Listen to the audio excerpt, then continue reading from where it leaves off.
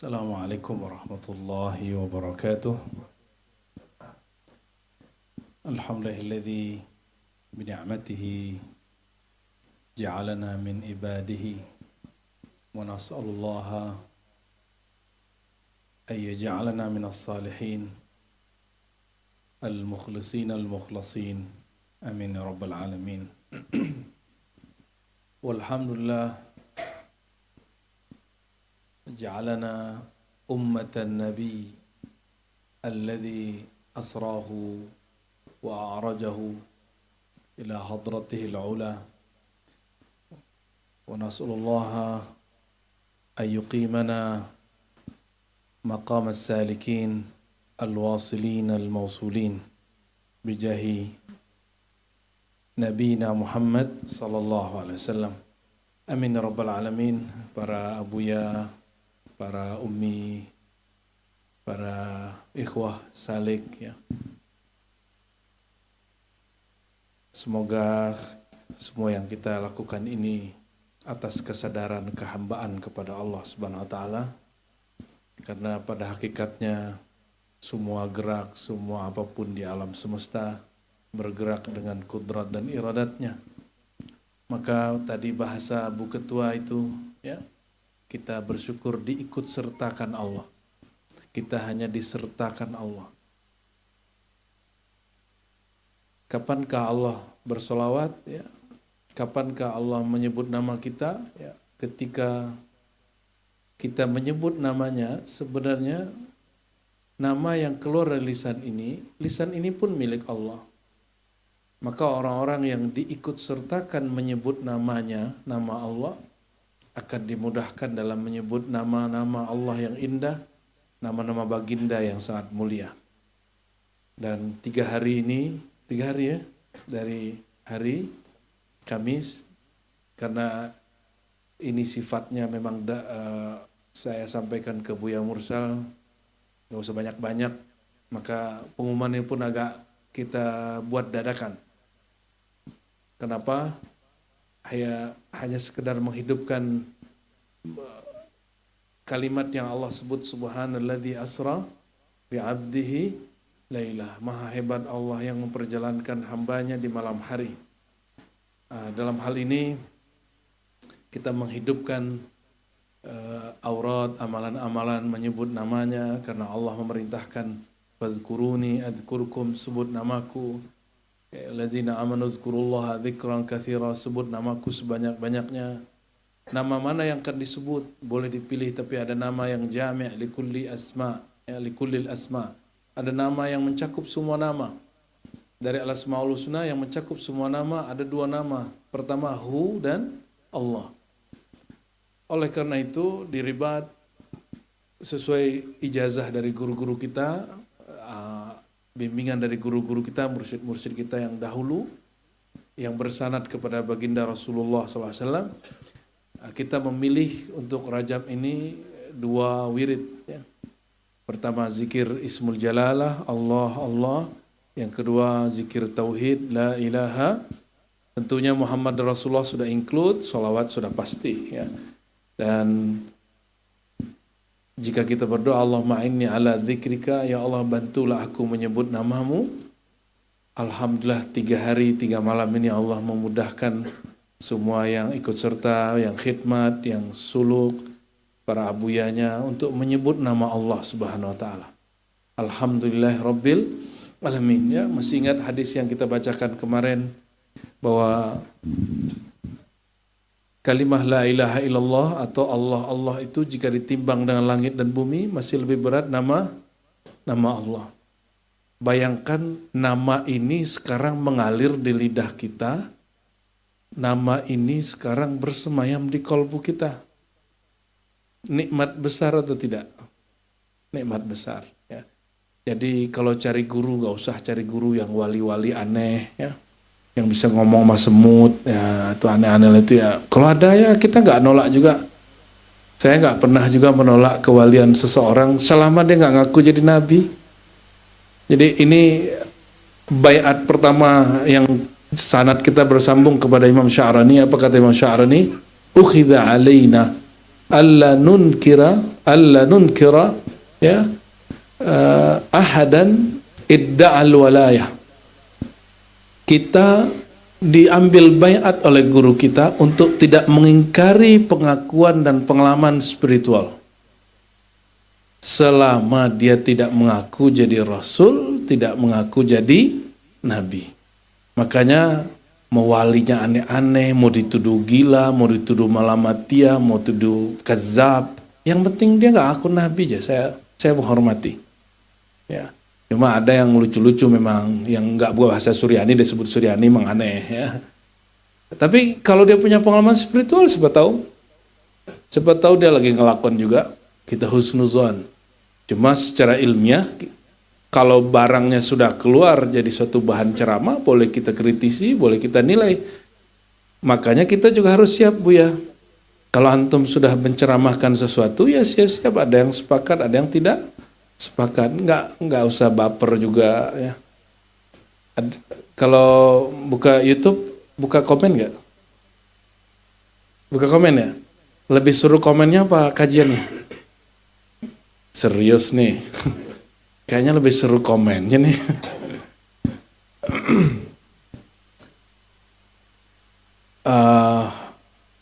Kalau ikhlas level rendah, mau tahu? Al-istiwa fi sirri wal alan. Sama aja di dalam, di luar. Fil khalawat wal jalawat, fil wahda wa fil kathrah. Mau sendiri, mau banyak, mau dipuja, mau dipuji, rasa kehambaannya kepada Allah nggak berubah. Itu ikhlas paling basic. Udah siap belum? Ya, katanya minta makom ikhlas ke Allah kan. Makom ikhlas itu nikmat paling besar. Karena orang kalau ikhlas nanti akan berbuah, muncul mahabbah. Kalau mahabbah itu cinta. Cinta itu penciriannya leburnya kehendak kita dalam kehendak Allah. Turun ridho. Ridho ini pasrah, terima, terserah Engkaulah ya Allah. Ya. Turun lagi nanti macam-macam itu ya. Sampai semua apa yang kita amalkan dari kecil itu ternyata makomnya tinggi semua. Contoh, kalau kita mau makan, orang tua kita ngomong apa? Bismillahna gitu ya. Benar nggak? Kalau salah orang tua ngomong apa? Istighfarna. Itu makom tinggi semua itu. Itu semua amalan para anbiya, makom para aulia yang sekarang jadi bahan remeh-temeh bagi orang-orang yang tidak mengerti. Oleh karena itu al-fakir kami ya, dan para muallim di Ribat la nadda'i al-walayah. Kami tidak mengaku jadi wali. Benar ya? Wali nggak? Situ wali nggak? Fadlan birrisala wan nubuwah. Apalagi mengaku jadi nabi dan wa rasul. Innama nahnu abdun min ibadillah. Kami ini, kita ini hanya hamba-hamba Allah ya. Murid-murid yang hina, murid-murid yang bandel ya, kita inilah. Kita la nadda'il kamal, kita enggak merasa, tidak mengaku-aku diri kita ini sempurna.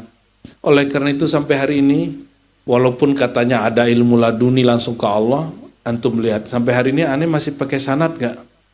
Hizib Bahar pakai sanad, Ratibul Haddad pakai sanad. Apalagi zikir Allah satu itu tuh bersanad itu. Sanadnya sampai 40 sanad itu. Zikir Allah saja. La ilaha illallah, zikir Allah itu sampai 40 jalur sanad kita kepada Rasulullah SAW, bahkan lebih. Kenapa?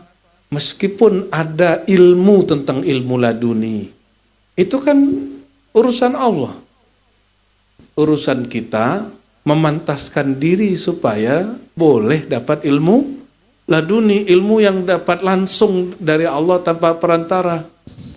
Saya mau tanya, itu kan itu antara anugerah dan jebakan. Yang tak berperantara dengan Allah itu siapa? Nah ini masuk ke Isra ini. Yang tidak berperantara kepada Allah itu siapa? Kita wali Allah, bahkan semua nabi 124.000 semuanya berwasilah kepada Allah kecuali Nabi Muhammad sallallahu alaihi wasallam. Oleh karena itu, kita mau lihat apa sebenarnya rahasia kesuksesan rohani Nabi Muhammad sallallahu alaihi wasallam yang kemudian boleh kita tirukan pada amaliah kita hari-harian insya Allah. Maka kita buka, ada di depan, mungkin sudah hafal semua ya. Tadi saya biarkan saja Pak Tukang bekerja sampai pertengahan sengaja biar Bapak Ibu ikut menikmati zikirnya Pak Tukang ya. Syok, buk gitu ya.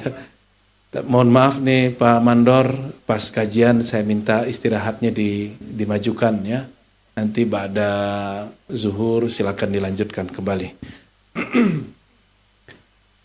Ayat yang sering kita baca pas Isra apa? Surat Al-Isra ayat 1. Tapi orang lupa ayat yang tadi dibaca oleh Ustadz Dawami, Angkumudo Dawami, itu ayat Mi'raj. Jadi ada ayat Isra, ada ayat Mi'raj. Baik, kita ayat Isra dulu. Ini sebenarnya tafsirnya panjang, saya ringkas saja. Kita review dari beberapa kitab, tafsir Jailani, Najmuddin Kubra, Ibnu Ajibah, dan juga hasil pengalaman rohani kita di Ribat ya, insyaallah. Bismillahirrahmanirrahim. Mari kita baca suratul Fatihah, kita kirimkan untuk kepada sosok yang diturunkan Al-Quran kepadanya, yang di-Isra dan Mi'rajkan Allah Ta'ala. Ala hadhihi wa likulli salihah wa ila ruhil arwah Sayyidina Muhammad sallallahu alaihi wasallam, Nabiyil Isra, Nabiyil Mi'raj, Abdullah Habibillah Rasulillah Sayyidina Muhammad bin Abdullah. Al-Fatihah.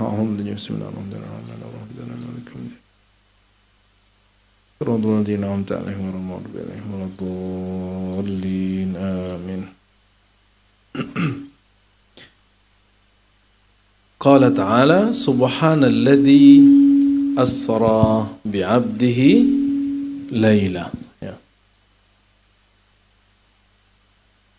Maha suci Allah, maha hebat Allah,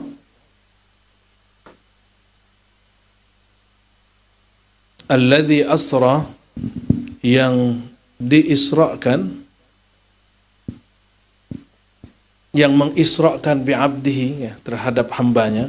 Kif niktub hina? Kayaknya aplikasinya enggak mendukung ya. Subhana, apa makna subhana? Subhana itu lit tanzih. Coba diingat-ingat ya. Subhana untuk apa? Lit tanzih. Apa arti tanzih? Allah maha hebat, maha suci. Bayangkan semua kehebatan, bayangkan semua kesucian, bayangkan semua kemurnian. Allah lebih murni dari itu, lebih hebat dari itu. Gitu maksudnya ya. Alladzi, yang asra bi'abdihi. Apa arti asra? Asra dari kata sara. Sara berarti jalan malam hari. Kalau asra, memperjalankan. Jadi rumitkah? Kalau ada orang terbang sendiri rumit, tapi kalau diterbangkan rumit gak? Terus kenapa orang sulit menerima Isra dan Mi'raj? Manusia tidak bersayap, terbang. Rumit kita mikirnya, mustahil. Tapi jika dia diterbangkan, mungkin. Ya. Maka kalau memahami bahasa Arab dengan baik, nggak perlu pakai ilmu kalam ini, nggak perlu. Cukup pakai bahasa Arab. Ini disebut dengan mazid biharfin, gitu ya. Af'ala yuf'ilu if'alan. Ya, mazid biharfin, tambah satu huruf dari kata sara menjadi asra. Tapi ada kata kuncinya. Siapa yang Allah perjalankan, tidak disebut di situ asra bi Muhammadin. Enggak. Asra bi Ahmada, enggak. Asra bi Mahmudin, enggak. Asra bi Nabiyyin, enggak. Karena yang diperjalankan dari Masjidil Haram ke Masjidil Aqsa hanya satu hamba ini. Berarti ada kata kunci. Miftahul Isra tahqiqul ubudiyah. Kunci diisrakan, diperjalankan rohani oleh Allah adalah mentahqiq, menerapkan kemurnian ibadah penghambaan kepada Allah. Itu bahasa Arabnya, tahqiq, miftahul Isra, tahqiqul ubudiyah. Tapi mahiyal ubudiyah, mahuwal abad. Apa yang disebut hamba? Tolong ini catat bagian kedua. Yang disebut hamba itu orang yang lebur dari egonya ke dalam rububiyah Allah SWT. Ya, fana'un nafs fi rububiyatillah, fana'ul marbub fir rabb. Leburnya ego makhluk dalam keakuan Khalik. Leburnya ego ciptaan dalam pencipta. Tolong bedakan bersatu dengan lebur. Lebur itu hancur atau masih utuh? Nah, hancur tiada. Maka kalau ditanya, apa itu Isra? Isra tahqiqu maqamil fana. Isra itu Nabi diizinkan Allah menerapkan satu tingkatan rohani bernama fana. Apa arti fana? Leburnya sisi ego makhluk dalam keperkasaan Khalik. Nyambung? Pusing? Ya, bisa dilanjut? Apa beda dengan Mi'raj? Beda dengan Mi'raj nanti ya. Ini pelan-pelan ya. Subhanalladzi asra bi'abdihi laila. Kata laila, lailan itu berarti qit'atan minal lail. Hanya sepenggal malam saja. Tidak full malam. Jadi ahli bahasa sepakat kata lailan di situ menunjukkan keterangan bahwa malam yang dipakai Allah memperjalankan sang hamba dari Al-Masjidil Haram ke Al-Masjidil Aqsa hanya beberapa waktu saja dari malam. Maka keluarlah bahasa ahli ulama tarikh, ulama hadis, saat, tiga jam. Tapi saya sampai hari ini tidak menemukan riwayat yang sahih bahwa Nabi menyebut 3 jam. Kenapa? Karena jam belum ditemukan di zaman Rasulullah SAW. Betul? Jadi ungkapan 3 jam itu hanya ungkapan sebagian ulama. Itu lailan. Itu secara makna bahasa ya dan lain sebagainya. Bukan itu yang penting. Ma'zamul futuh bil lail. Kebanyakan Allah bukakan rohani seseorang, hijab-hijab kedirian seseorang justru pada malam hari. Itu secara zahir. Ini bagi para salik. Saya mau tanya, Allah siang dan malam sama nggak? Maka rasa bertuhan harusnya mau siang mau malam sama atau berubah? Beneran nih. Kalau Allah sama siang dan malam, kenapa ente lebih khusyuk malam hari daripada siang hari? Why? Ya, kenapa? Tadi kayaknya udah beneran gitu ya. Kebanyakan hijab terbuka malam hari, makanya pada meleklah malam hari. Ente lupa. Banyak futuh itu waktu duha, ba'da asar, ba'da zuhur. Banyak. Kita tunggu-tunggu malam hari, tahu-taunya ba'da subuh. Orang tidur semua, ternyata tanazzulat fajriyah. Tanazzulat rohaninya bukan di malam hari, tapi ternyata makna malam, ada malam secara hakiki, itu yang disebut di Isra Mi'raj, bahwa Isra benar-benar terjadi malam. Tapi dalam pendidikan rohani, futuh, penyingkapan batin, mesti mengambil nilai dan makna malam. Apa yang terjadi malam hari? Sibuk bekerja nggak? Nggak? Sibuk dengan dunia? Nggak terlalu ya. Badan rehat? Ini dia. Badan ingin rehat. Oke?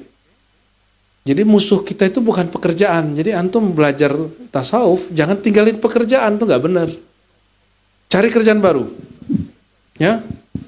Kenapa? Nabi menyebutkan dan mengatakan aku diisrakan malam hari. Karena malam hari nggak ada kerjaan, kecuali orang bekerja yang hari ini pekerjaan itu nggak ada di zaman Rasulullah.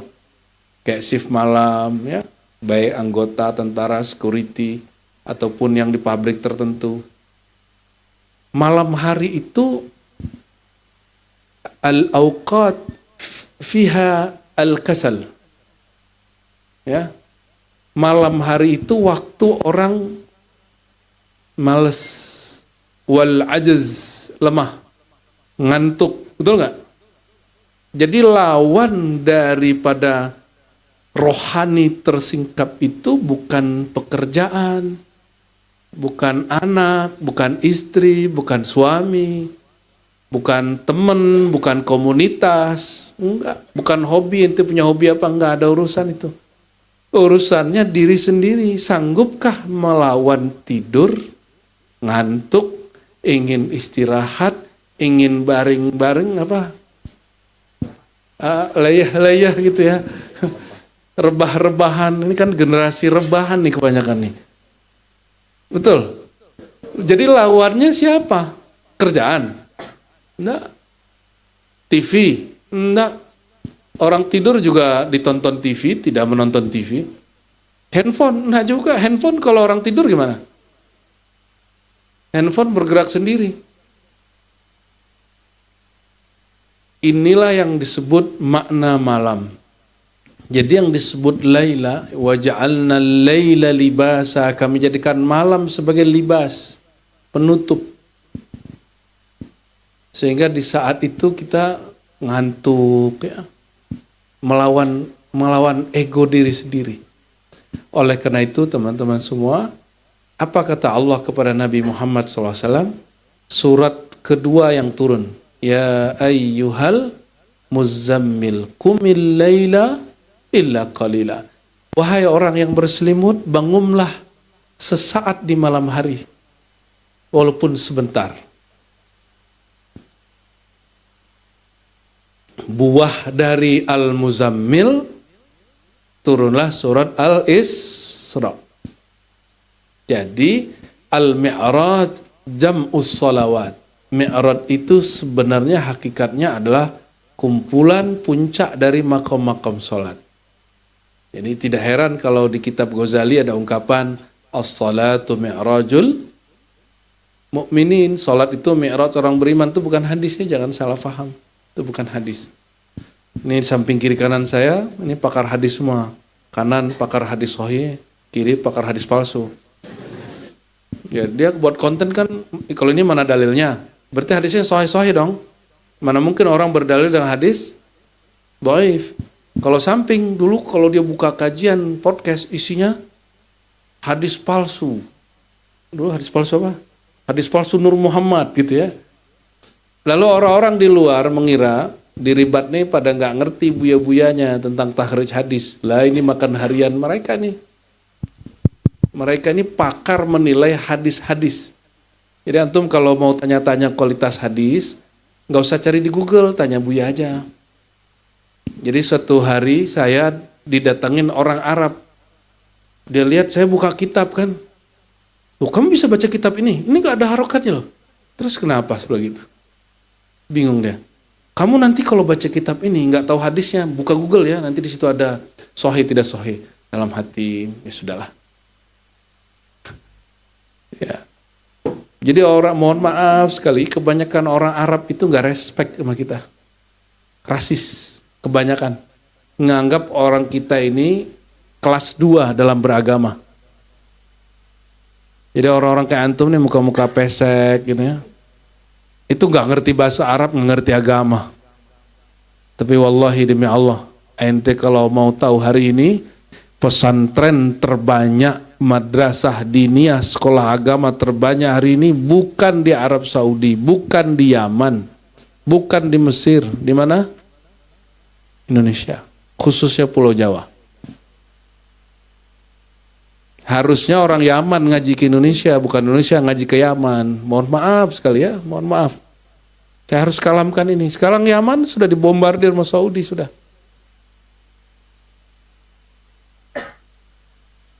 Mesir ya, orang Indonesia ke Mesir udah banyak sekali, udah puluhan ribu, 20 ribu lebih. Saya nggak tahu masih kondusifkah kawan-kawan ngaji di sana. Ya, alhamdulillah sekarang di Indonesia pesantren itu sudah sampai kepada level S1, S2, S3. Jadi kalau anak-anak tuh nggak mau belajar yang aneh-aneh, dia S1 di pesantren itu. Jadi ada namanya Mahat Ali.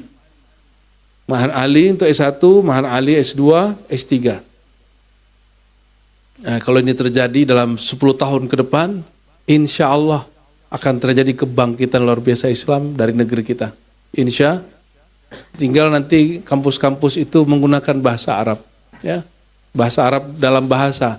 Mereka sudah berbahasa Arab secara kitab, tapi belum berbahasa Arab secara pembahasaan. Baik, ya. Jadi kalau Buya digituin gimana ya? Kamu kalau nanti baca teks, kalau nggak tahu hadis sesuai tidak sesuai, buka aja Google. Balas nggak? Bilang nggak? Aku ini ahli hadis nggak kan? Nggak usah, diemin aja. Kita senyum aja, ya, syukran, gitu. Syukran ya akhi, barakallahu fiik, jazakillah, jazakillah ya. Allahumma sholli wa sallim alaihi. Subhanalladzi asra bi 'abdihi laila. Jadi ada lail secara hakiki yaitu waktu malam, sepenggal malam. Ada lail dalam ilmu suluk bahwa riyadhah itu memang malam hari. Tapi ada lail secara maknawi. Apa lail secara maknawi? Melawan musuh di dalam diri. Apa musuh dalam diri? Ego malas, ego, apalagi? Kalau malam ingin ganggu nggak? Kalau malam-malam hari orang menghubungi handphone mau angkat, jarang kan? Kita malam itu ada ego. Tahu-tahu malam-malam suluk antum diganggu terus oleh para abuya. Baru mau tidur, bangun, zikir. Umi-umi juga kan? Umi-umi pada nyebelin nggak malam itu? Maafin umi-umi. Ya. Gimana yang suluk gimana? Nyebelin nggak umi-umi nih? Atau menakutkan? Biasanya umi-umi ini senyum, ya kan? Ini kok malam ini bangunin kita mulu. Tapi orang kalau suluk, dia karena sudah open kolbunya, dia siap ditegur. Alhamdulillahirabbil. Ya, kalau dibangunin gak malas, gak marah. Ini kan kebanyakan marah kalau di ini ganggu aja malam hari gitu, ya kan?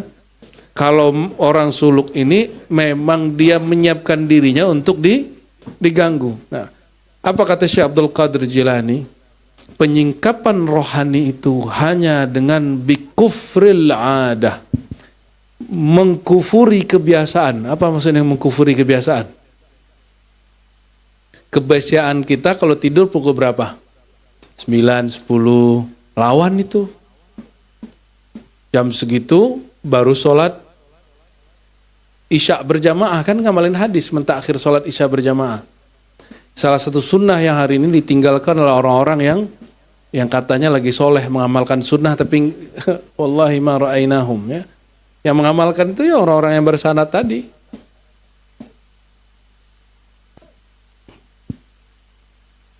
Pukul berapa lagi digedor-gedor sama Buya? Per 1 jam. Alhamdulillah, selamat menderita. Penderitanya sudah selesai. Waktu ngantuknya dibangunkan, ada yang terima kasih, ada yang kesel, ada yang sembunyi pura-pura kayak nggak ketahuan. Tuh, ente coba sembunyi dari Buya. Kira-kira bisa sembunyi dari Allah nggak? Ya, Ngoroknya kan nggak bisa disembunyikan. Laki-laki ini kan ngorok rata-rata, itu sudah nggak tahu. Kok ibu ini nggak ngorok, laki-laki ngorok semua. Saya baca hadis Nabi, Nabi tidur, ternyata Nabi juga mendengkur. Apa bahasa Arabnya? Yanuh apa? Yanuh. Nah, malam hari yang mata terpejam, kata Nabi apa? Mataku terpejam, hatiku melek. Nah, ini yang kita latihkan. Mata merem, hatinya bangun. Bangun dengan apa? Kalau mata ini terbuka, biasanya dia cari objek. TV, handphone, kawan, teman ngobrol, teman ngudut, ya kan? Itu kan ahlul udut tuh. Ini turun-turun. Waduh, udah berasap semua kan. Sebagian. Waduh, begitu tergantungnya kita dengan, kita ini makhluk addicted juga, punya kecanduan juga pada makhluk. Ya. Maghrib kemarin kita lihat nih laki-laki ini kan. Baru saja iftar, habis itu gak tahan langsung cari. Astagfirullahaladzim. Waktu maghrib itu kan pendek. Ini tolong terakhir, kalau di musim suluk terakhir terjadi. Kalau nanti buat suluk lagi, Buya Yunal, pukul habis taklim, langsung semuanya ke WC, segala macam, wudhu lagi, terus duduk menunggu, sebentar saja. Sampai iftar, sholat, zikir gak usah panjang-panjang, zikir standar, memakaikan hakikat kehambaannya. Dan kita sudah jelaskan bahwa kehambaan artinya tadi apa? Fananya ego, kemakhlukan pada Khalik, ya. Lailan menunjukkan apa tadi Laila? Maknanya 3 tingkat ya. Malam hakiki, malam bagi salik, ya seperti yang dialami antum beberapa hari ini. Ada malam secara maknawi, melawan diri, melawan malas. Mau siang, mau sore, apalagi betul-betul udah terbenam matahari, itu disebut Laila. Disebut apa? Lail. Minal Masjidil Haram. Nah, dibuat startingnya. Dimulai dari mana? Dari Al-Masjidil Haram. Al-Masjid, apa arti masjid? Masjid itu dalam bahasa Arab artinya kata benda yang menunjukkan keterangan tempat. Patternnya itu maf'il, masjid atau masjad. Ya. Masjid dari kata sajada yasjudu, sujud. Tempat sujud bahasa Arabnya mas. Kalau bahasa kita tempat sujud tinggal tambahkan tempat, ya kan? Mudah sekali bahasa kita ini. Kalau orang Arab, dia mesti buat derivasi kata dulu. Perubahan kata ini, kalimat ini, jadi rumit. Bahasa Arab itu rumit tapi indah. Oleh karena itu sulit dirubah. Bahasa Arab itu sulit diganggu. Bahasa Indonesia, bahasa Melayu, sangat mudah untuk diubah-ubah dan dihancurkan. Maka coba lihat, mohon maaf, bahasa Melayu Malaysia, Brunei, Singapura, Indonesia udah beda loh. Bahasa Indonesia ini bahasa Melayu modern. Subjek, predikat, objeknya tidak banyak berubah. Tapi hari ini antum ke Jiran, itu udah campur antara bahasa Melayu, bahasa Inggris, nggak tahu itu mana yang sahih itu. Ya, dalam bahasa Melayunya dia ngomong bahasa Inggris, dalam bahasa Inggris dia ngomong, ya bingung. Ente lagi fokus Inggris, dia pakai bahasa Malay. Nah, itu sebabnya bahasa kita rumpun Melayu itu gampang untuk dirusak, dijajah sedikit rusak. Nah, tapi bahasa Arab sampai hari ini tidak berubah, strukturnya tidak berubah, apapun tidak berubah. Ya, cuma kalau beda kampung beda dialek. Tapi teks aslinya nggak berubah. Coba buka buku bahasa Indonesia yang baku, buka buku bahasa Melayu hari ini di Malaysia, sudah berlainan ininya. Sistem bahasanya sudah lain. Nah, lain dengan bahasa ini. Ini bahasa karena lumayan rumit, dia sulit untuk diganggu, sulit untuk dirubah. Inilah kenapa Allah memilih bahasa Arab. Ya. Minal Masjidil Haram, dari tempat sujud yang haram. Haram itu bahasa kitanya tempat larangan. Kan ada istilah di negeri kita hutan larangan. Pernah begitu? Jadi apa perbedaan masjid ribat yang mau dibuat nanti dengan Masjidil Haram? Di Masjid Ribat tidak ada larangan, kecuali yang dilarang di masjid-masjid yang lain. Kalau di Al-Masjidil Haram itu ada larangan dan pantangannya. Jadi biar gampang ya, kalau pakai bahasa Arab takutnya zauk kita, rasa kita nggak nyampe apa yang disebut Al-Masjidil Haram. Coba bayangkan hutan produktif, sudah? Hutan larangan. Kalau udah masuk ke hutan larangan apa yang terasa? Perasaannya tegang nggak? Horor? Mulai hati-hati? Orang hati-hati kalau masuk hutan larangan. Ini masjid larangan. Bukan larangan di Jakarta Barat, bukan. Ada namanya larangan di Jakarta Barat? Tangerang ya? Jakarta Barat itu. Al-Masjidil Haram, maksudnya apa? Segala sesuatu yang boleh di masjid lain nggak boleh di situ. Contohnya apa? Boleh nggak? Jangankan bunuh orang, bunuh semutnya nggak boleh. Matahin ranting nggak boleh. Pantangan-pantangan itu terjadi. Dan dalam sejarahnya hanya sehari pernah dibolehkan untuk Rasulullah SAW. Jadi Nabi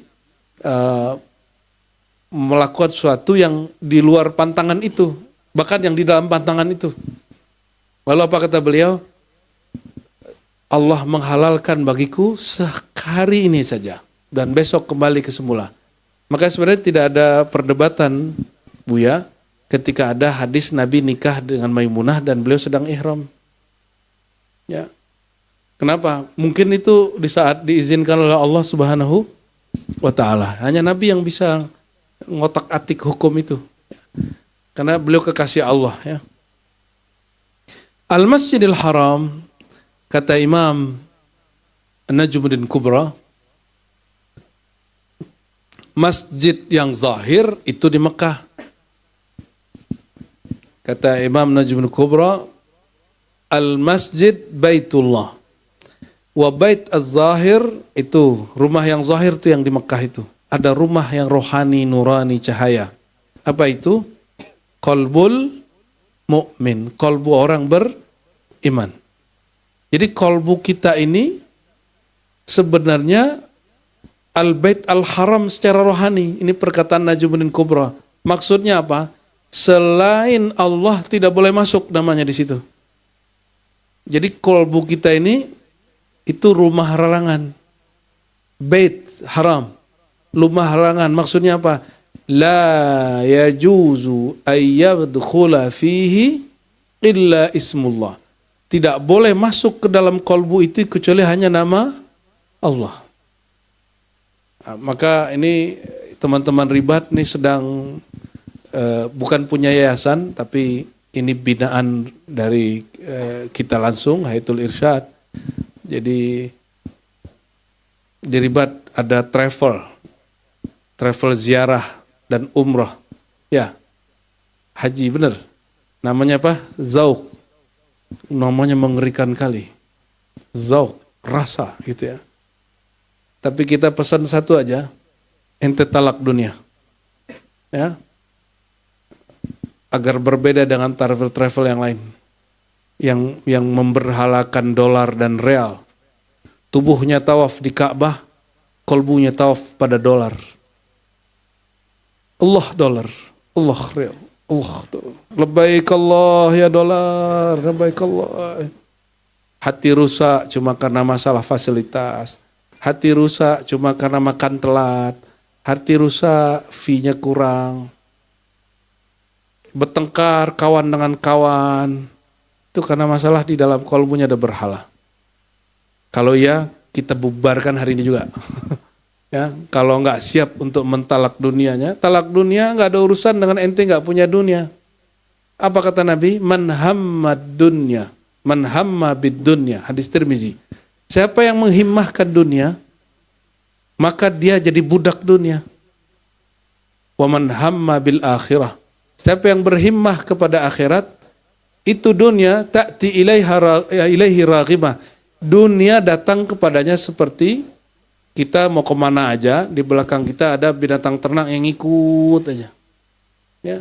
Wahia 'alaiha raghimah. Raghimah itu hidungnya itu di apa tuh namanya? Kalau bahasa kampung itu apa? Dicucuk ya. Apa bahasa ini tuh? Bahasa Betawinya apa, Cung? Oh, dia lagi sibuk sama bocil ya. Oh, lagi ulang tahun ya, Rajib ya. Jadi hidungnya kemana-mana pun talinya yang megang kita. Talak dia. Jadi kalau ente mau cari orang paling zuhud, itu pasti orang paling kaya. Pasti orang paling kaya. Ente kalau mau cari orang yang paling cinta dunia, biasanya hidupnya paling susah, ngomongnya duit, ya duit. Yang penting bisa makan sehari semalam, yang penting itu aja ya. Makanya setiap kali Ramadan ada bagi-bagi beras, tengkar, berebut, bagi-bagi duit, berebut. Betul nggak? Nanti ada masa paceklik semua. Hujan gak turun, panen gak ada. Orang udah memberhalakan namanya makan. Bunuh-bunuhan karena cuma sesuap nasi. Dia lupa bahwa yang menghidupkan bukan Allah, bukan nasi. Yang menghidupkan itu Allah, bukan air, Allah. Ini yang terjadi pada tentara Talut. Tentara Talut itu sedang haus. Jumlah mereka puluhan ribu, bayangkan. Puluhan ribu jumlahnya sedang haus, turun wahyu kepada Talut. Dia ternyata seorang nabi tapi bukan rasul. Kalau pasukanmu sampai di sungai, tidak boleh ngambil pakai gelas ataupun gayung, pakai tangan. Minum pakai tangan bisa nggak? Ambil sebelum masuk ke mulut, sudah jatuh. Betul nggak? Tapi cukup dengan begitu. Allah sedang ajarkan mereka bahwa al-haya minallah, hidup dari Allah bukan dari air. Jadi yang jomblo-jomblo, hati sudah kuat, belahan hati sudah ada, ya. Tapi ada skill, ada ilmu, ada keahlian, ya lamar lah. Sembari kerjaan dicari, ya kan. Insya Allah Allah berkahi. Amin, ya. Dulu kita juga nikah gak ada kerjaan, kuliah. Kita ngomongin ke Buya Asfi, ente mau nunggu kaya baru nikah. Dilamar Umi Nora sama dia. Ya langsung lah tuh ya. Habis itu Buya Yuna kita panas-panasin. Ya. Buya Aldo agak telat ya. Habis itu Lora tiba-tiba udah menikah aja. Ya. Tapi dulu banyak orang gak suka sama kawan-kawan Buya Asfi ini. Satu angkatan tuh separuh itu banyak juga yang gak suka dengan kajian kita. Dulu saya belum buka kajian tasawuf, masih buka kajian hadis. Tapi waktu nikah Buya Asfi, temannya gak ada yang hadir, dia doang yang hadir. Ternyata itu tanda dari Allah, al-arwah junudun mujannadah. Ya. Ente masih ingat ya? Ya, alhamdulillah. Oke, kembali ke sini. Al-Masjidil Haram. Bahwa kalbu ada pantangannya, bahwa kalbu pantangannya adalah selain nama Allah nggak boleh. Kalau orang masukin pantangan, dia bayar dam. Apa dam? Denda dari orang yang memasukkan selain nama Allah ke kalbunya? Kegelisahan. Gelisah, panjang angan-angan, gelisah, ujung-ujungnya cinta dunia. Ya, nauzubillah summa nauzubillah. Jadi kalau orang tahu apa yang disebut bahagia, sebanyak apa kamu mengeluarkan cinta duniamu, sebahagia itulah kamu. Ya, mau bahagia? Mau bahagia? Talak. Karena kita nih nggak bisa semua, kan nggak bisa kan? Ya dunia anti talik kan gitu. Talak tuki, aku talak kamu 3 kali kan nggak bisa. Kan gak bisa ngomong begitu ke dunia. Itu namanya gombal, sok-sokan, gombalin Allah. Makanya di dalam tarekat, kita mengambil metode dari guru-guru, cara talak. Apa mana talak? Ini bukan talak fikih. Talak fikih, kamu aku talak, begitu kata seorang laki-laki kepada istrinya. Tolak itu artinya melepas ikatan. Yang disebut tolak dunia bukan mentolak ijab dan kabul. Emang ente pernah ijab kabul sama dunia? Tolak di situ artinya irsal hubbid dunya, melepas cinta dunia dari diri. Cintanya yang dilepas, dunianya fasilitasnya kita ambil. Ya, baik. Nabi SAW diisrakan dari Al-Masjidil Haram ke Al-Masjidil Aqsa. Aqsa apa arti Aqsa? Aqsa bahasa Arab artinya jauh. Artinya apa? Jauh. Masjid yang jauh. Dulu masjid yang paling jauh di negeri Arab, Masjidil Aqsa. Nah, masjid paling jauh. Al-Masjidil Aqsa itu sama dengan Masjidil Haram, semua tanahnya itu disebut masjid. Jadi nanti kalau musim haji, nggak bisa pergi ke masjid bangunan, udah di hotel aja. Kenapa? Kullu haram masjidun. Semua tanah haram itu dihitung masjid. Maka sholat di mana aja di situ, itu setara dengan 100.000. Ya, insya Allah tahun ini, mungkin di Muharram nanti, kita buat suluk haramain ya, yang bagi yang ada rezeki. Suluk haramain ini kira-kira 10 hari lah. 10 hari di Mekah. Atau 7 hari di Mekah, 3 hari di Madinah ya. Kayaknya begitu nanti. Insya.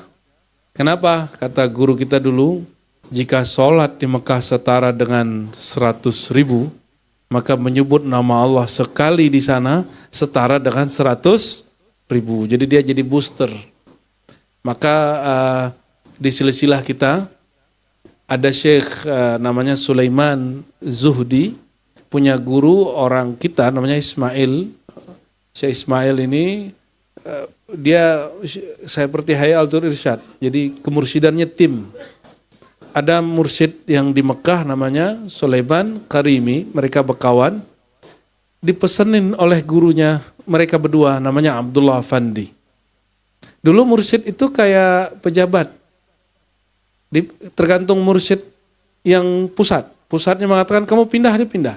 Abdullah Fandi ini sudah 5 kali pindah. Dari Irak, pindah ke Homs, pindah ke kampungnya Yunus itu. Aleppo ya, Suriah. Terakhir sebelum ke Mekah dia ditugaskan di Palestina. Makanya sampai hari ini orang Palestina itu banyak yang bertarekat Naqsyabandi. Ya, sampai hari ini masih banyak. Dan mereka maulid, mereka kunut, lain dengan jadi Masjid Al-Aqsa subuhnya kunut. Masjid Nabawi sekarang sudah nggak kunut, Masjid Al-Haram udah nggak kunut. Tapi nggak masalah, itu masalah fikih ya. Beliau oleh Syekh Khalid ditugaskan di bagian tempat, kemudian terakhir di Al-Haram. Disuruh bikin surau di Jabal Abi Kubais yang sekarang jadi kantor Al-Masjidil Haram. Dulu mereka suluk situ. Apa kata beliau? Ini pesan dari guru-guruku. Kalau kalian punya murid di Tanah Jawi ini di Nusantara, suruh kembali suluk ke Mekah. Walaupun di Tanah Jawi sudah diangkat jadi mursyid, ulang lagi, apalagi hanya salik sebagai para pesuluk. Kenapa? Karena di sini sholat setara dengan 100.000. Mafhum maknawinya adalah zikir di situ jadi booster, jadi penguat zikir-zikir kita, siapa tahu yang kurang ya. Antum jangan mikir gimana caranya, kan saya nggak punya kerjaan yang bisa bikin umroh. Umroh tuh sekarang murah, mulai dari 12 juta, tapi ente pulang-pulang nyawa doang. Ya 16 juta, 18 juta udah ada lah, sampai 100-an, 200-an ada. Ya, khusus Ramadan ada yang 200-an. Ya. Tapi yang kawan saya cuma apa istilahnya, pulang bawa cangcut, apa istilahnya? Setelah itu kan itu. Ya itu ada juga tuh umrah begitu tuh ya. Pulang pergi nggak bawa apa-apa dia. Nebeng-nebeng aja dia terus. Ada juga nyampe. Saya jumpa ada orang pakai sepeda. Jadi umroh ziarah itu bukan urusannya kaya dan miskin. ada niat atau tidak ada niat, ya. Jadi yang belum berniat langsung nabung. Yang disebut niat itu ada actionnya, ya. Kalau nggak namanya berangan-angan. Pengen umroh tapi nggak nabung, itu namanya berangan-angan, ya. Kita doakan kawan-kawannya, semoga kalbunya tidak tawaf pada real dan dolar. Tawafnya kepada Rabbul Alamin, Allah Subhanahu wa Ta'ala. Waduh, udah jam berapa ini Bu ya? 11:30. Sedikit lagi ya. Alladzi barakna haulahu, yang kami berkahi sekitarnya. Buya Yunal, haulahu ini haula abdihi atau haulal masjid? Haulahu apa arti haulahu? Sekitar. Di sekitar sang hamba yang Isra atau di sekitar masjid? Hamba kah? Haulahu. Ilal masjidil aqsa alladzi barakna haulahu, kepada masjidil aqsa yang kami berkahi sekitarnya. Berarti apa? Al masjidil secara bahasa, tapi secara ihtimalat yang kemungkinannya haulahu ini juga kembali kepada hamba. Kenapa? Lebih berkah Nabi Khidir atau Nabi Muhammad? Nabi Khidir kemanapun dia duduk, itu di bawahnya langsung diberkahi hijau. Maka disebut Nabiul Khadir atau Khidir, Nabi yang membawa kehijauan.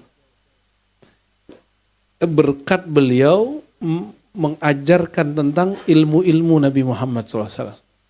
Nur Sayyidina Muhammad SAW itu hijau. Ya. Jadi aslul barakat, keberkahan asli hakiki ada pada diri Rasulullah Sallallahu Alaihi Wasallam. Jadi ada datang Al-Banani kepada Sabit, Al-Banani kepada Anas. Apa kata Sabit?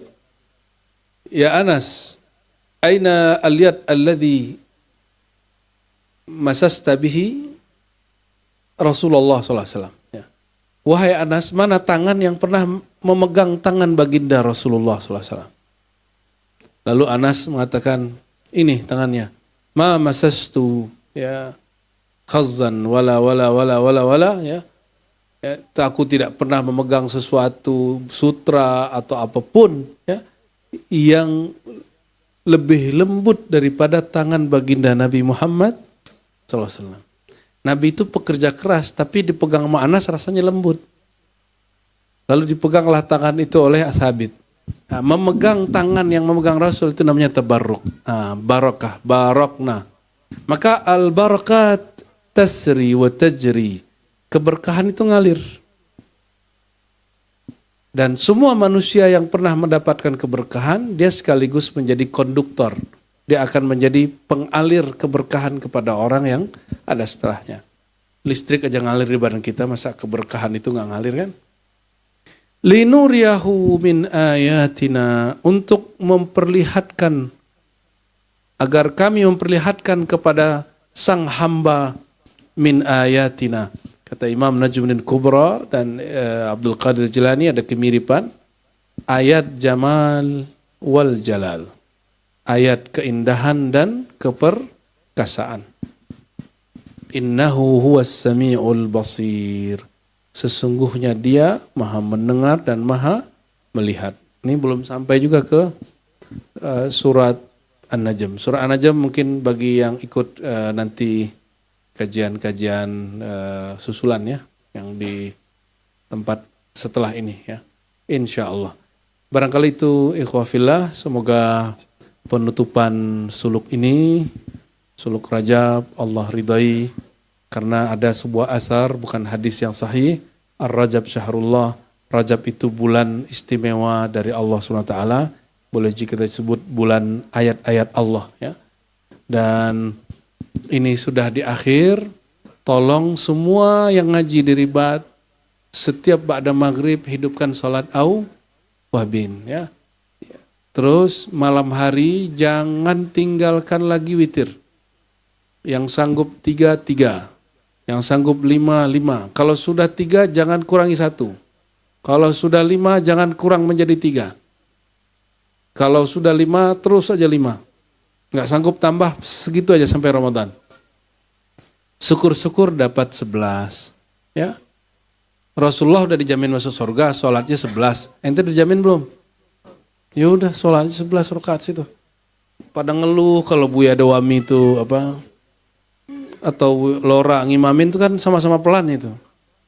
Dia nggak bisa menikmati kecuali bacaannya agak pelan-pelan. Kalau Lora agak cepat dikit, tapi pelan juga. Lebih pelan lagi yang samping saya ini. Itu kalau sudah takbir nih, Buya Yunal, yang lain panjang napasnya. Allahumma inna ala dzikrika. Ya Allah, tolong bantu kami Allah. Ya. Ente itu suul adab begitu ya. Rasulullah pernah mimpin sholat 5 surat dibaca. Jadi malam itu cuma 2 rakaat. Al-Baqarah, apa lagi? Ali Imran. Tapi di hadis itu didahulukan Al-Maidah baru An-Nisa. Malam itu kata Ibnu Mas'ud, ya, aku berangan-angan ingin keluar dari sholat. Ingin batal-batalin sendiri. Tuh, jadi Nabi itu gak saklek sholat malamnya. Gak saklek sholat malamnya. Kadang beliau 11, kadang 2 plus 1 cukup. Bahkan kalau hadis itu, kalau hitungan kita sekali aja. Kenapa? Kata Ibnu Mas'ud, idza marra bi ayati rahmatin sa'ala. Jika Nabi melewati ayat rahmat, Nabi berdoa. Kalau melewati ayat azab, Nabi berlindung. Kalau ada kisah, Nabi berdoa. Begitu terus.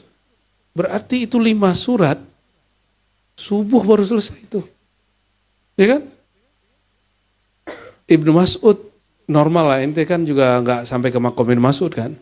Pernah berharap mau keluar, tapi gak mau keluar sebelum takbir. Ini baru mau takbir, Buya sudah mulai, ya Buya Yunal. Udah ya.